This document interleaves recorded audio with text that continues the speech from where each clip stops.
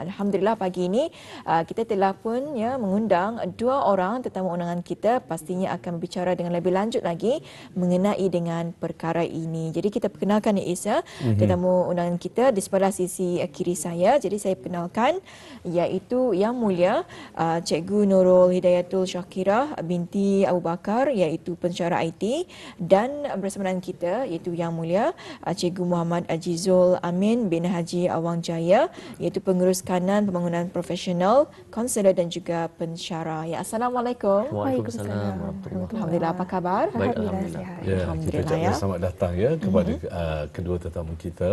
Terima kasih selamat pagi ucapkan jugalah kepada kedua tetamu kita. Baik, silakan Tan. Iya, jadi Cikgu, kita bicara mengenai dengan strategi penetapan matlamat bagi belia. Jadi sebagai mukadimah, mungkin boleh berkongsi sedikit apa kefahaman bagi cikgu-cikgu mengenai dengan penetapan matlamat ini. Ya, cikgu. Silakan cikgu. Bismillahirrahmanirrahim. Terima kasih Puan-Tuan. Ya. Jadi mengenai dengan kefahaman penetapan matlamat ini, Puan, sebenarnya ada banyak definisi yang di sini saya akan berkongsi apa yang saya faham, iaitu sasaran yang dipecahkan ke beberapa objektif untuk dicapai dalam untuk sama ada kerjaya ataupun kegiatan keseharian ataupun dan lain-lainnya. Cikgu. Okey, seperti yang cikgu beritahu, penetapan matlamat ini sebenarnya mengenal pasti objektif ataupun goal sebenarnya apa yang belia mahu ingin capai dengan syarat ia mestilah boleh diukur dan boleh dicapai oleh individu dalam masa tempoh yang tertentu. Itu sebenarnya yang dimaksudkan dengan penetapan matlamat. Ya, betul. Ya, seperti macam apa yang ingin dicapai pun goal banyak misi.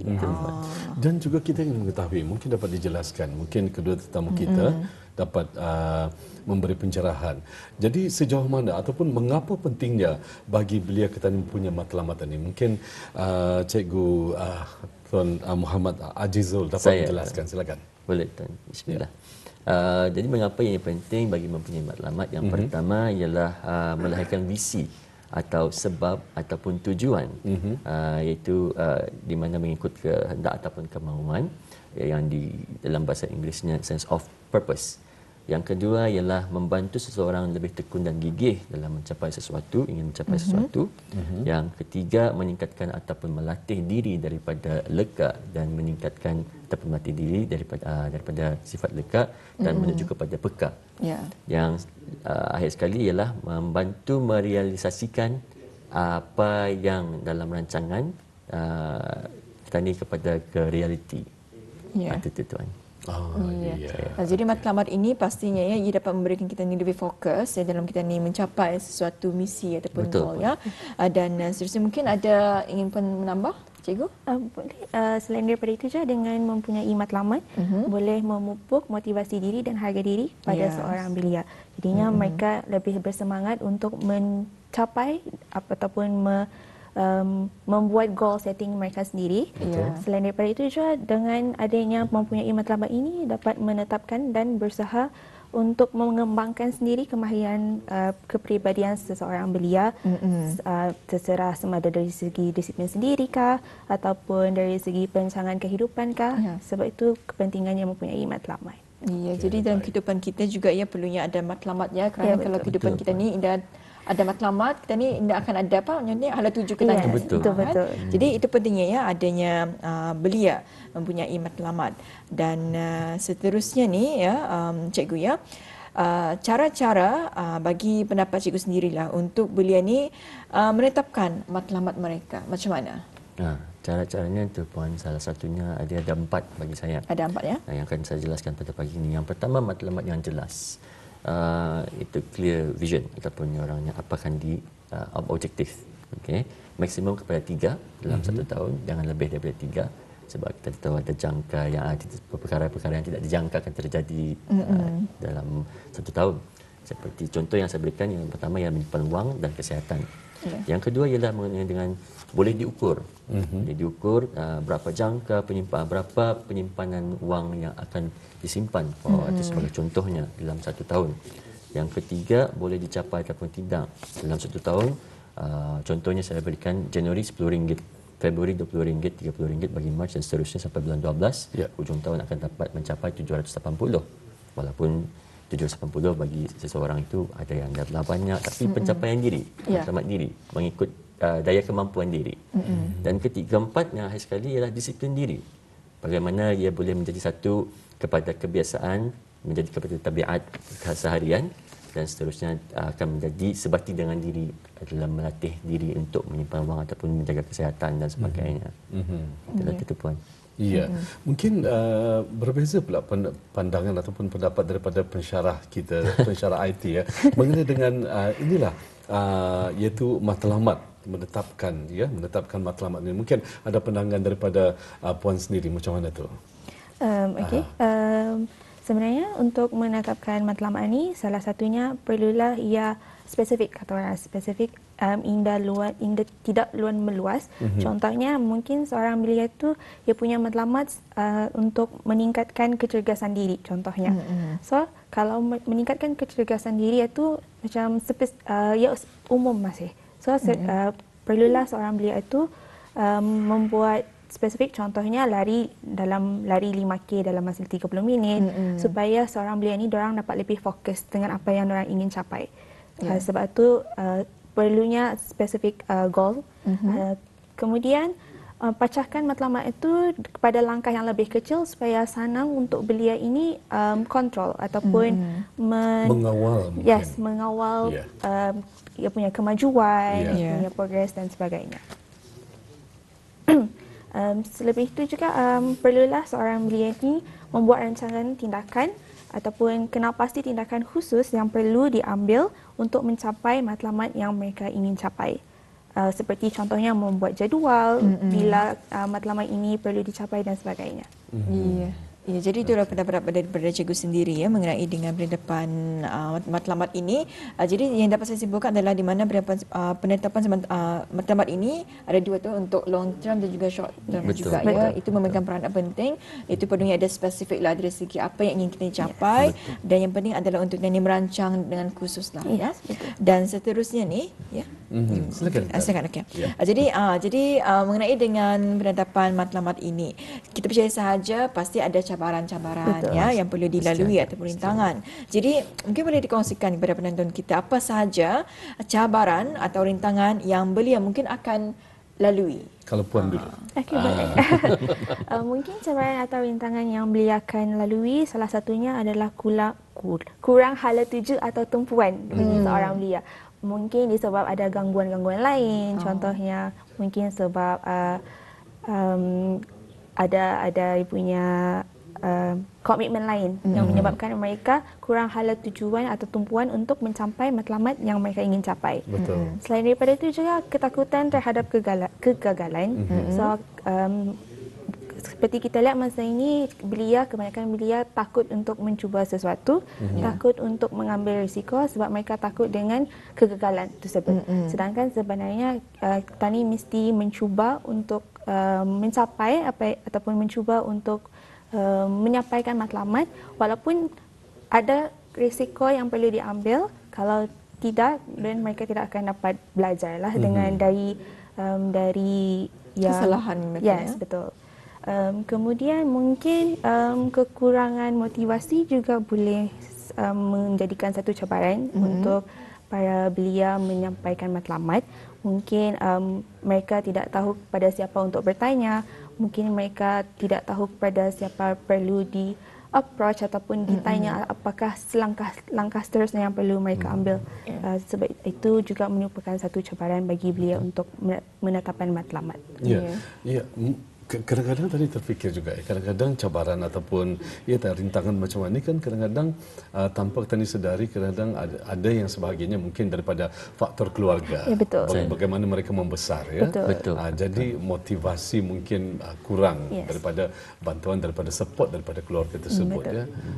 Jadi kalau pandangan daripada tuan sendiri mungkin mengenai dengan cabaran tu. Tadi ada juga beberapa perkara yang ditekankan oleh cikgu tadi, ada sama dengan saya, motivasi salah satunya. Yang kedua ialah keseimbangan masa ataupun pengurusan masa kita ni. Ini kebanyakannya kita ni lemah dalam bahagian sana pengurusan masa. yang akhir sekali bagi saya tidak mau mengambil inisiatif dalam menceburi sesuatu yang baru dalam kehidupan. Itu walaupun azamnya ada, tapi kadang-kadang azam ditanyakan apa azam kita tahun ni sama saja macam tahun lepas. Ya, Itu terlalu jawapannya. selesa dengan Betul. comfort zone. Yes, betul. Terlalu selesa. Jadi yang ni kena ada, setiap tahun mesti ada perubahan dan sebagainya untuk mencapai matlamat ataupun membuat matlamat sendiri. Betul. Saya. Ya. Dan cikgu ya memenangkan, besok kita akan melangkah ke bulan baharu ni, bulan Februari, bulan 2 bagi tahun 2003. Jadi mungkin ada kira macam sedikit motivasi lah yang diberikan kepada penonton kita, khususnya kepada belia yang mungkin masa aninya, dia kena tahu apa yang aku buat tahun ni. Mungkin ada kata-kata macam mana? Okey, yang pertama sekali mungkin apa yang belia perlu buat adalah mengecilkan dulu skop matlamat diorang. Sebabnya kalau dia terlalu besar nanti susah bagi belia ini untuk membuat matlamat tersebut. Jadi mungkin kita boleh start dari diri sendiri dulu. Contohnya untuk bulan 8 atau tahun ini yang mau savingnya maybe sampai singan mana, berapa yang mau punya saving. Jadinya tu khas untuk diri sendiri dululah. Dengan adanya skop kecil ni, lama-kelamaan mereka boleh terbiasa dengan penetapan matlamat yang lebih besar. Contohnya macam perkembangan sendiri kah, itu lebih baiklah untuk permulaan hari belia tersebut. Ada yang Kalau dari saya pun tuan, ia mengenai dengan mengikut kadar kemampuan diri. Jangan mengikut kadar kemampuan orang lain, contohnya pace orang lain macam mana menyimpan wang dan sebagainya. Ikut kemampuan diri yang pertama. Kedua ialah seperti yang cikgu katakan tadi, dipecahkan kepada skop ataupun objektif-objektif kecil. Contohnya membagi jangka masa berapa lama yang dia boleh capai matlamat tersebut. 6 bulan kah, dalam 3 bulan kah, dan sebagainya. Itu saya puan. Ya.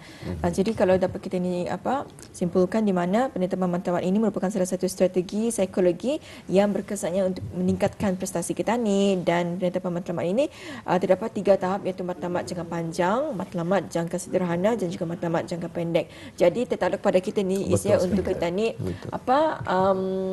memilih dan juga merancang apa yang ingin kita lakukan. Yang penting adalah matlamat itu pentinglah. Betul. Betul. Ya, kerana kalau hidup tanpa ada matlamat, kita ni macam just go with the flow tu. Betul. Betul kan? Motivasi boleh hilang tu puan. Ya. Sendiri ya. Ya. Jadi bagi perbincangan kita ni pada saat ini mungkin tuan sebagai rumusannya, mungkin apa yang dapat disampaikan. Okey, kita beri peluang dulu kepada yang mulia Cikgu Muhammad Ajizul. Silakan.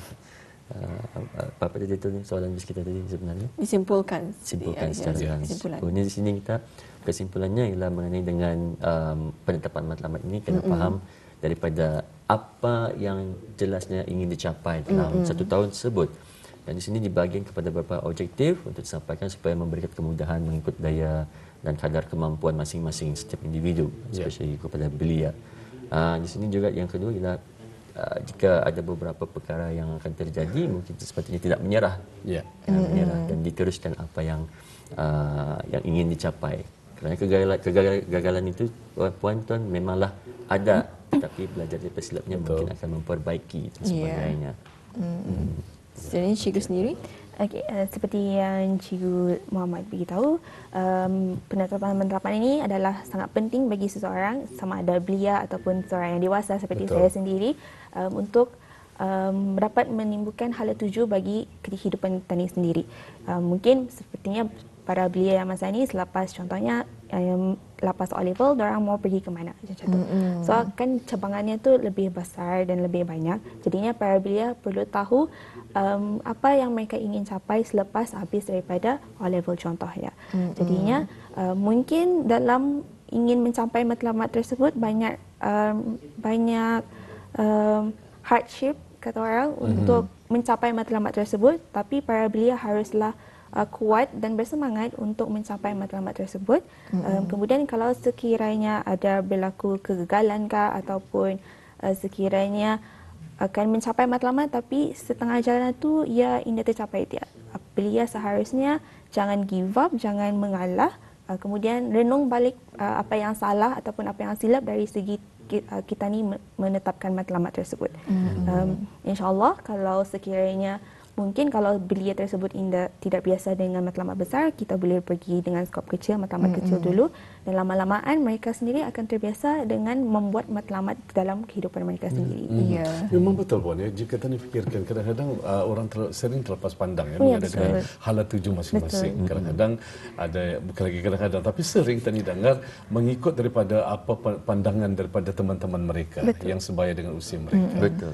Sedangkan pada saat-saat tersebut baru nyekatan itu terpinga-pinga untuk mencari hala tujunya. Betul. Ya. Ya, dan ini rasanya memang bertepatan dengan adanya baru saja keputusan peperiksaan A-level dan juga S-level telah dikeluarkan, dan apatah lagi akan datang ini ya keputusan peperiksaan O-level akan menjelangnya. Apapun, alhamdulillah itulah mengenai dengan penetapan matlamatnya bagi belia. Kita ucapkan ribuan terima kasih kepada kedua-dua cikgu, iaitu Yang Mulia Cikgu Muhammad Ajizul Amin bin Haji Awang Jaya, dan juga kepada Cikgu Syakira. Terima kasih ya Cikgu atas perkongsiannya mengenai dengan strategi penetapan matlamat bagi belia. Jadi penetapan matlamat ini amat penting ya untuk kita menetapkan sama ada yang bagi jangka masa panjang, sederhana ataupun pendek. Yang penting adalah untuk kita ini kekal fokus dan matlamat itu adalah jelas. Dan juga kita ini perlu rancanglah dengan sebaik-baik mungkin untuk kita ini mencapai matlamat tersebut. Apapun, terima kasih diucapkan kepada cikgu dengan perkongsian ini memang cukup menarik dan juga sebenarnya memberi manfaat juga kepada kita sebenarnya. Membantu juga ya, terutama sekali kepada ibu bapa, penjaga bagi anak-anak kita ni, dan juga kepada khususnya kepada belia kita ya yang ingin mencari jati diri mereka sendiri. Ya, terima kasih sekali lagi kepada kedua tetamu kita ya. Assalamualaikum. Waalaikumsalam.